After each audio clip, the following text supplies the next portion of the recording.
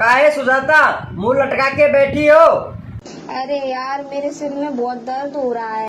चल फिर डॉक्टर के पास चलते, 2-4 हजार रुपए खर्च करके आते।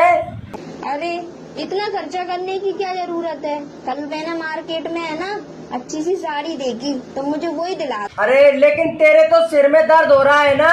अरे उसी की वजह से तो सिर में दर्द हो रहा है। जय जय जय पत्नी महारानी, तेरी महिमा सबने है मानी।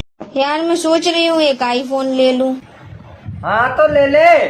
पर एक तुझे समझ में ना आ रहा कौन सी कंपनी को लूँ। खराब हो जाएगा। मैं अम्मा बहन पे आ जाऊंगा, मैं इनकी अम्मा बहन पे आ जाऊंगा मैं।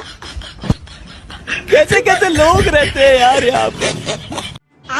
भाई हाँ बहन, जब तेरी शादी होगी ना तो मैं बहुत नाचूंगी। लेकिन मैं तो बेटा सच्चा बाउली आयो।